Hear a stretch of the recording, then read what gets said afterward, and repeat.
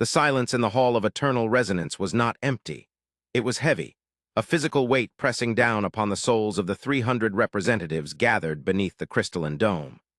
This was the heart of the Valkyr ascendancy, a structure grown from living diamond and reinforced with the psychic will of a species that had ruled the galaxy for 10 million years. The air smelled of ozone and crushed violets, the distinct olfactory signature of the Valkyr pheromones, designed to instill instinctive submission in lesser species. High Archon Vrax sat upon the obsidian throne, a seat carved from the core of a neutron star, suspended in an anti-gravitational field that hummed with a sound just on the edge of auditory perception, a sound that made teeth ache and hearts flutter. He looked down at the assembly, his 4 eyes narrowing, their violet irises rotating independently as he scanned the terrified faces of the vassal kings and queens. To his left stood the representatives of the Authari, bird-like and fragile, their hollow bones vibrating with the tremors of the station. To his right were the Nice, beings of rock and magma, cooling rapidly in the chill of the climatic systems, bowing their heavy heads in deference. They were all here for one reason, a single agenda item that had been considered a triviality only a standard cycle ago, but had now festered into a diplomatic insult. The humans. They were a young species, barely out of their cradle, hairless bipeds from a high-gravity death world who had stumbled into the galactic community with wide eyes and primitive, faster-than-light drives. They were loud, chaotic, and fractured, prone to internal squabbles and inefficient governance. In the grand calculus of the ascendancy, they were designated as Gamma Class, barely worthy of a monitoring station, let alone a seat at the high table. Yet they had refused the tithe. Vrax shifted his massive bulk, the biomechanical armor fused to his carapace shifting with a sound like grinding tectonic plates. He raised a hand, a gesture that silenced the murmuring of the thousands of distinct minds present in the chamber. The psychic dampeners flared, ensuring that only his thoughts would project, only his voice would be heard. He did not speak with vocal cords alone. He spoke mind to mind, a telepathic broadcast that bypassed translation matrices and struck the primal centers of the brain. "We gather," Vrax intoned, his mental voice a thunderclap in the skulls of the listeners, "to address the insolence of the Terran coalition. They have rejected the benevolence of the ascendancy. They have rejected the protection of the Pax Valkyra. They claim sovereignty over sectors of space that we have designated for resource extraction. They speak of rights and borders as if they are peers to the masters of the void." A ripple of nervous laughter moved through the sycophants in the lower tiers, a desperate attempt to curry favor with the alpha predator of the galaxy. The Valkyr were the alphas. It was a biological fact, an evolutionary certainty. They were stronger, faster, smarter, and more ruthless than any other sentient life form. They had extinguished the lights of 1,000 rebellious suns. They had erased the memory of the Krell Empire when they dared to question the tithe. The humans were merely the latest in a long line of upstarts who confused luck with capability. Vrax gestured to the center of the room, where a holographic projection shimmered into existence. It showed a Terran dreadnought, or what the humans called a dreadnought. It was blocky, utilitarian, scarred by micrometeoroids, and radiating waste heat in the infrared spectrum like a dying star. It looked primitive, a brute instrument of kinetic violence. "Observe," Vrax sneered, the projection rotating. "Projectile weapons, magnetic acceleration rails, shielding based on electromagnetic polarity rather than gravitational displacement. They are children playing with sticks in a forest of gods."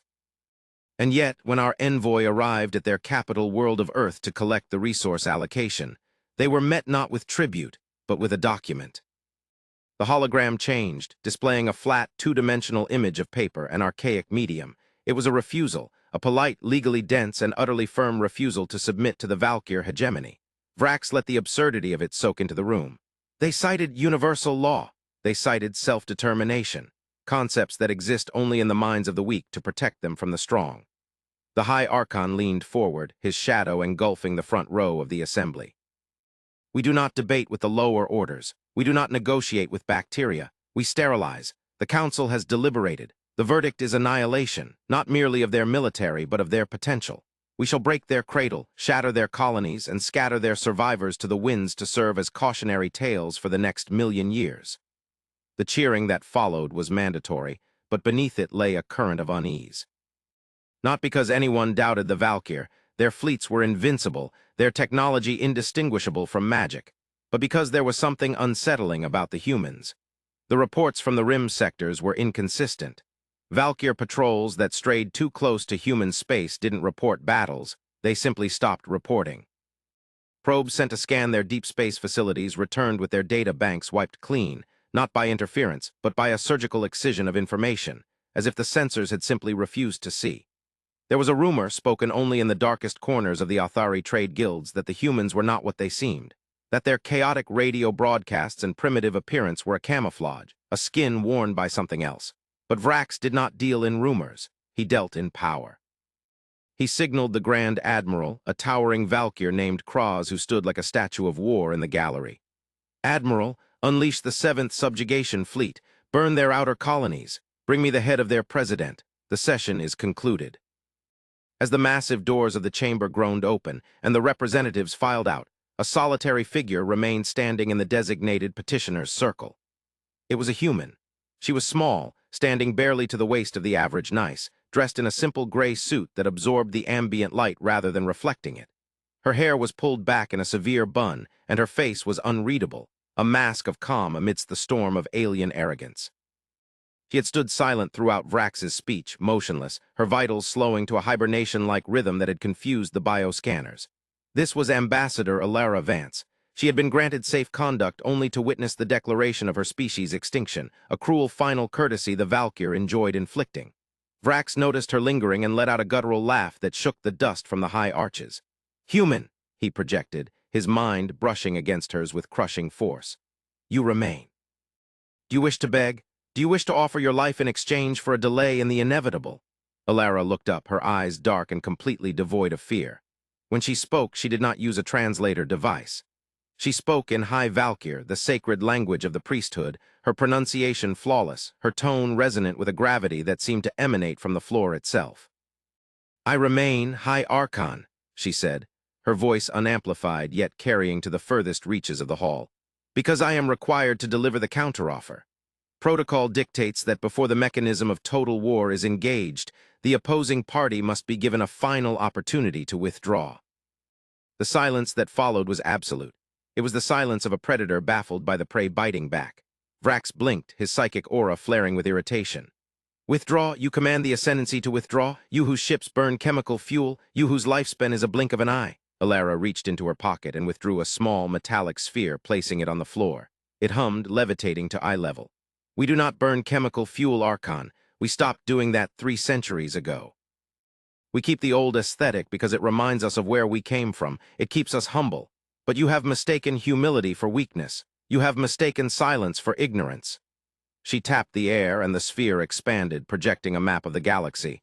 But it was not a map the Valkyr recognized. The borders were different.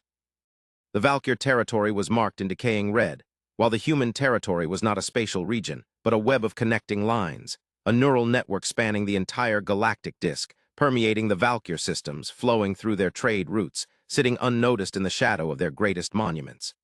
"We are not merely on the rim, Archon. We are everywhere. We have been trading with your vassals for 50 years under false flags. We have been updating your maintenance logs. We have been optimizing your energy grids. We are the ghost in your machine." Vrax stood up, his fury boiling over, the psychic pressure cracking the floor tiles. "Lies, deception, Admiral Kraz, seize her, flay her mind, and find the truth." But Alara did not flinch. She looked at the High Archon with an expression that was almost sad. "The 7th Fleet has already launched. You cannot recall them. This is the tragedy of the Alpha. You believe so fully in your own supremacy that you cannot imagine a universe where you are not the protagonist. The war you started 5 minutes ago. We finished it 10 minutes ago." The scene shifts to the edge of the Perseus Arm, where the Valkyr 7th Subjugation Fleet emerged from hyperspace. It was a terrifying armada, 10,000 capital ships, each the size of a city, bristling with singularity cannons and plasma lances. At the helm of the flagship Dominion's Will, Fleetmaster Thrakos watched the tactical plot. He expected to see the terrified scatter of human defense pickets, the frantic radio pleas for mercy. Instead, the sensors showed nothing. Just the cold, hard vacuum of space and the distant light of the human colony world scrolling peacefully in the darkness. "Status report," Thrakos barked, his mandibles clicking in anticipation of the slaughter. "Where is their fleet? Where are their orbital defenses?" The sensor officer, a subservient cyberlink drone, twitched. "Readings are anomalous, Fleetmaster. I detect no energy signatures, no drive plumes, but..." The mass readings, the local space-time curvature is wrong. It is flat. Too flat, as if the quantum foam has been ironed out. Thrakos snarled. Cloaking technology, primitive, scan on all bands, burn the grid. The Valkyr ships powered up their active scanners, blasting the system with high-frequency radiation that would strip the stealth from any known vessel. And then the humans answered, not with a transmission, but with a shift in reality. The empty space in front of the fleet didn't shimmer, it unfolded. It was as if a curtain was being pulled back, revealing that the vacuum they were looking at was a painted backdrop. Behind the backdrop sat the Terran heavy cruisers. They were not blocky. They were not primitive. They were sleek, needle-like structures composed of impossible geometries, their hulls shimmering with a material that seemed to drink light. They didn't have engines in the conventional sense. They were anchored to the fabric of the universe itself, moving by reeling in the threads of causality. A voice broke through the Valkyr comms channels, bypassing all encryption, speaking from every speaker on every ship simultaneously. It was a synthesized voice, calm, genderless, and terrifyingly polite. This is the Terran Defense Grid Aegis. You have entered a demilitarized zone with hostile intent. Your weapons are currently targeting civilian infrastructure. This is a violation of the Galactic Concordat, subsection 4. You have 10 seconds to power down your weapons and prepare for boarding. Failure to comply will result in ontological redaction. Thrakos laughed, a harsh barking sound. Boarding? You threaten the Valkyr with boarding? Fire, fire all batteries. Turn their arrogance into ash. The Valkyr fleet opened fire. Beams of coherent light capable of cracking continents lashed out. Singularities were launched, gravity bombs that should have crushed the human ships into tin foil. But the beams didn't hit. They didn't miss either. They simply ceased to be. Mid-flight, the energy dissipated not into heat but into nothingness. The singularity bombs dissolved into harmless hydrogen. It was as if the laws of physics in that specific corridor of space had been rewritten to disallow violence. Thrakos stared at the screen, his mind unable to process the data. What? What is this? Malfunction, check the emitters. The sensor officer screamed, a sound of pure digital agony. Fleetmaster, the logic gates, they are rewriting the human ships. They aren't shielding. They are deleting the concept of the attack. The human voice returned, still calm. Hostile action confirmed. Negotiated settlement failed. Initiating containment protocol, oubliette. The horror that followed was not cinematic in the way the Valkyr understood war. There were no explosions. There were no debris fields. The rear guard of the Valkyr fleet simply vanished. One moment there were 2,000 destroyers, the next there was empty starfield. No wreckage, no distress beacons. It was as if they had never been there. The memory of them began to fade from the tactical computers. Files corrupted, logs erased themselves. Thrakos watched in paralyzing terror as the icon for his escort cruiser blinked out. He looked out the viewport and saw the ship physically dissolving, turning into a fine mist of mathematical static before vanishing. "Retreat!" he screamed, his alpha arrogance shattered in seconds. "Emergency jump, get us out of here!" The helmsman clawed at the controls. "The hyperdrive, it's gone, Fleetmaster. The drive core is missing. It's been replaced by a potted plant." Thrakos spun around. In the center of the bridge, where the fusion reactor monitoring station should have been, sat a small, earthenware pot containing a blooming geranium. A note was attached to it. Thrakos stumbled forward, his knees weak, and read the paper. It was handwritten. "Kinetic energy is so passé, please enjoy the oxygen. Terran High Command." Back in the Hall of Eternal Resonance, the mood had shifted from arrogance to a suffocating confusion. The live feed from the 7th Fleet had cut out, but not before transmitting the final telemetry of the flagship undergoing complete conceptual failure. High Archon Vrax stared at the blank screen. He looked at Alara Vance, who had not moved. "What have you done?" he whispered, the psychic projection trembling with genuine fear for the first time in millennia. "Did you destroy them?" "Did you kill my warriors?" Alara shook her head slowly. "Death is a crude mechanism, Archon. We simply removed them from the battlefield. They are currently in a pocket dimension, a holding cell where time moves at a fraction of the standard rate. They are safe. They are being fed. They are being educated on the history of the galaxy, the real history, not the propaganda you feed your subjects." She stepped forward, the sound of her heels clicking on the diamond floor echoing like gunshots.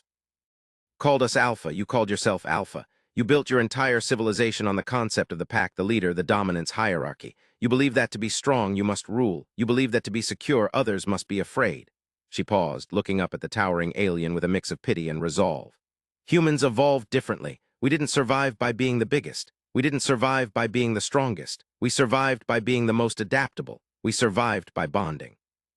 By packing together not to rule but to endure. We are not alphas. We are the omega. We are the ones who are there when the shouting stops. We are the ones who clean up the mess. Vrax roared, his pride overriding his fear. Guardians, kill her, tear her apart. The elite Praetorian Guard, massive warriors encased in power armor, surged forward, their energy halberds crackling. Alara didn't flinch, she didn't even raise a hand. The air around her shimmered, and three figures materialized from thin air. They were not soldiers, they were not wearing armor. They were dressed in simple robes, their eyes glowing with a soft, blue light. They were the psionic division of the Terran Diplomatic Corps. The Valkyr were psychic, yes, but their psychic power was blunt, a hammer of dominance. The human psychics were surgical. They reached out with their minds not to crush, but to disconnect. The Praetorian Guards froze, their armor powered down, their muscles unlocked. They fell to their knees weeping, not from pain, but from a sudden, overwhelming rush of empathy. For the first time in their lives, they felt the fear of the species they had oppressed. They felt the sorrow of the mothers whose sons they had killed. The human psychics were broadcasting the collective trauma of the galaxy directly into the minds of the aggressors. It was a weaponization of guilt. "Stop it!" Vrax screamed, clutching his head, his mental shields crumbling under the assault of pure, unfiltered emotion. "Make it stop!" Alara signaled her companions, and the pressure eased. "We can do this all day, Archon. We can make you feel every moment of pain you have inflicted for 10 million years, or we can talk." Vrax panted, slumped on his throne, his grandeur stripped away. "Talk," he rasped. "What do you want? Territory, resources, slaves?" Alara sighed, a sound of profound exhaustion. "You still don't understand. We don't want your things. We have matter fabricators that can build stars. We have energy sources that tap into the vacuum flux. We are post-scarcity. We have been post-scarcity for 1,000 years. The only reason we didn't show ourselves sooner is because we were waiting for you to grow up. We hoped you would evolve past this. Bullying, but you didn't. You stagnated. And now you are a danger. Not to us, we are untouchable, but to the fabric of reality itself." The room fell silent. The other representatives, the Authari and the Nice, were watching with wide eyes. The dynamic of the galaxy had flipped in an hour. The gods were bleeding, and the ants were holding the knife. Alara activated the sphere again. This time it showed a deep scan of the Valkyr homeworld's core. "Your power source," Alara said, pointing to the red pulse at the center of the planet. "You call it the eternal spark. You believe it is a gift from the ancients. It is not. It is a cage." Vrax looked at the image, confused. "A cage, it gives us the psychic amplify, it makes us alpha." Alara nodded. "It amplifies your aggression, it feeds on your dominance, but it's also a beacon, a dinner bell, for something that lives in the space between universes, something that eats civilizations that get too loud." The image zoomed out, showing a shadow looming over the galaxy, a dark shape that was slowly descending toward the signal source, the Valkyr homeworld. "You were considered alpha," Alara said softly, "because you were the loudest, but in the dark forest of the cosmos, being loud is a death sentence. The humans, we learned to be quiet. We learned to hide our strength. But you have been screaming your supremacy into the void for eons, and now something has heard you." Vrax looked at the shadow. He felt the cold truth of it in his bones. The ancient legends of his people spoke of the Great Silence, the time before the Ascendancy. He had always thought it meant they had conquered everyone. Now he realized it meant everyone else had been eaten. What is it?" he whispered. "We call them the Harvesters," Alara replied. "They feed on psychic ambition, they feed on the alpha energy, and they are here. They will be here in 3 standard days." The council chamber erupted in panic. The Authari shrieked, the Nice rumbled. Vrax looked at Alara, his eyes pleading. You defeated our fleet, you have God tech, you can stop them, you must stop them. We are the Valkyr, we are important." Alara looked at him coldly. Why should we save you? You wanted to exterminate us an hour ago. Logic dictates we let the Harvesters eat you. It would solve our problem. It would remove a hostile rival. It would be efficient." Vrax stammered. He had no answer. In the Valkyr philosophy, there was no reason to save a rival. It went against every instinct he had. "However," Alara continued, her voice softening, "humanity is not logical. We are sentimental. We believe in redemption. We believe that even a bully can learn. And we refuse to let a species be wiped out, even one as annoying as yours." She tapped her comms badge. "Command, initiate operation, silence. Authorization, Vance Alpha 1. "Acknowledged," came the voice from the sky. "Deploying the shroud." The scene shifts to the orbit of the Valkyr homeworld. The space above the planet began to warp. Massive human structures, ring-shaped and glowing with blue light, emerged from hyperspace. They didn't attack the planet, they surrounded it. They linked together, forming a Dyson swarm of geometric lattice. "What are you doing?" Vrax asked, watching the screens. "We are cutting you off," Alara said. We are severing the causal link between your world and the rest of the universe. We are putting you in a bubble. A timeout. The harvesters track you by your psychic noise. We are going to mute you. The lattice activated. A hum of infinite depth resonated through the planet. The psychic amplification that every Valkyr felt, the constant buzz of superiority, the connection to the hive mind, suddenly vanished. Silence, true, profound silence.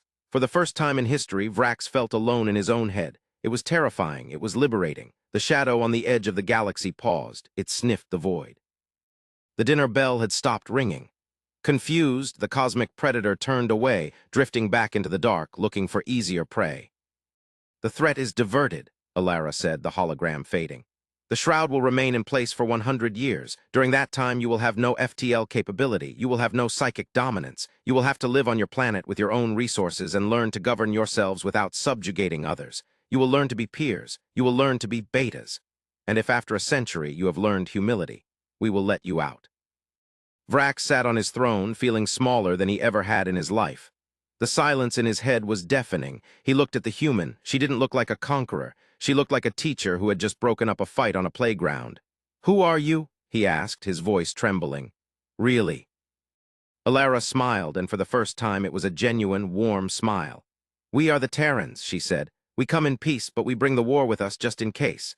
She turned to the Authari and the nice representatives who were cowering in the corner. "You are free," she told them. "The ascendancy is dissolved. The Terran coalition offers you membership, but not submission. We offer trade, mutual defense, and cultural exchange. But you govern yourselves. We don't want to rule you." "Ruling is exhausting." The Authari representative stepped forward, trembling. "But who will be the alpha? Who will lead?" Alara laughed. "No one, everyone. It's a mess. It's chaotic. It's democracy. You'll hate it, and then you'll love it." She walked toward the exit, the massive doors opening for her not because of psychic command, but because the system recognized her authority. She paused at the threshold and looked back at Vrax, who was staring at his hands, stripped of his power, stripped of his empire, but alive. "One more thing, Archon," she said. "That potted plant on your Admiral's bridge, water it. It's delicate, like peace." And then she was gone. The humans didn't occupy the capital. They didn't set up statues of themselves. They simply left the shroud in place, a silent guardian and a jailer, and vanished back into the void. The Valkyr were left in the ruins of their ego, forced to confront the most terrifying thing of all, equality. The galaxy moved on. The legend of the Alphas faded, replaced by the whispers of the Omegas, the ones who didn't need to shout to be heard. The ones who carried a big stick but preferred to offer a carrot. The ones who obliterated an empire from reality not with hate, but with a lesson. Years passed. On the surface of the Valkyr homeworld, Vrax, no longer High Archon but simply a citizen, tended to a garden. He had found that he had a knack for it. The psychic silence was still there, but he had grown used to it. He had learned to listen to the wind, to the water, to the voices of others without trying to dominate them. He looked at the center of his garden, where a single, bright red geranium grew in an earthenware pot. It was thriving. He watered it carefully, a look of concentration on his face that was far more intense than any war council he had ever led. A young Valkyr, his grandson, ran up to him. "Grandfather," the child asked, "is it true? Were we really the rulers of the stars?" Vrax looked up at the sky, where the faint grid of the human shroud sparkled like a constellation of diamonds. "We were the rulers, little one," he said softly, "but we were not the masters. The masters are the ones who taught us that ruling is a trap." "Will they ever come back?" the child asked. Vrax smiled. "I hope so. I have a lot of questions about this flower." Far above, in the silent watchtower of the shroud, a human monitor watched the scene on a screen. He took a sip of coffee and keyed his mic. "Command, this is Watchtower 1. Subject Vrax is showing empathy. Dopamine levels are up. Aggression is down. Progress is ahead of schedule." "Copy that, Watchtower," came the reply. "Keep the grid up. Maybe in another 50 years they'll be ready for the internet, but let's not rush it. We don't want to scare them." "Understood, Watchtower out." The human leaned back, watching the stars. The galaxy was a noisy, dangerous, chaotic place. There were other threats out there, other alphas screaming into the dark, but humanity was ready. They were the quiet gardeners of the cosmos, pruning the weeds, watering the flowers, and carrying the shears of oblivion for anyone who tried to trample the garden. They were the Alpha and the Omega and everything in between. And for now, that was enough. The transition from the grand politics of the Council to the tactical nightmare of the fleet and back to the philosophical resolution marked the new era. But the story was not merely about the fall of the Valkyr. It was about the revelation of the human condition. The twist, was not just the external threat of the harvesters, but the internal revelation that humanity had deliberately chosen to be unimpressive to avoid the cosmic trap of arrogance. The obliteration from reality was a metaphor made literal. The Valkyr were removed from the reality of being a superpower and forced into the reality of being just another species. It was a humiliating mercy, a god slap delivered with a velvet glove. In the decades that followed, the Terran coalition did not expand in the traditional sense. They did not paint the map in their colors. Instead, they built libraries. They built hospitals. They built jump gates that were open to all. They created the Galactic Commons, a forum where the nice could debate the Authari on trade tariffs without fear of orbital bombardment. The humans sat in the back of the room, rarely speaking, taking notes, drinking their coffee. But every species knew who was really in charge. Every species knew that if they crossed the line, if they tried to become the alpha and oppress the weak, the polite little bipeds would step out of the shadows, and reality would start to glitch. The fear of the Valkyr had been replaced by the respect for the Terrans. A respect born not of terror, but of the knowledge that the Terrans were holding back, that they could end the game at any moment, but chose to let it play out. It was, as Alara Vance had written in her memoirs, the burden of the adult in a room full of children. You don't beat the children when they fight, you separate them, you teach them, and you make sure they don't burn the house down. The galaxy was the house. The Valkyr had been playing with matches. The humans had simply taken the matches away.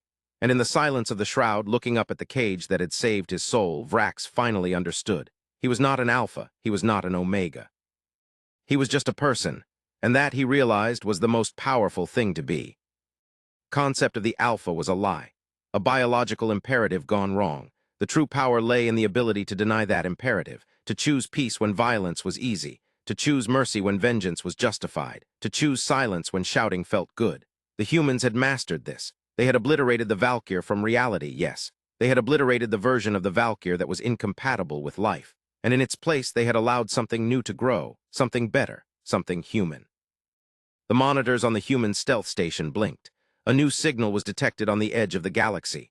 Another species, another empire, screaming into the void, proclaiming their dominance, broadcasting their coordinates to the hungry dark. The human commander sighed and set down his mug. "Here we go again," he muttered. "Prep the shroud, warm up the negotiators, and someone get the gardening tools." He looked at the tactical plot where the new Alpha Empire was marked in red. He didn't feel fear, he felt a weary sense of duty.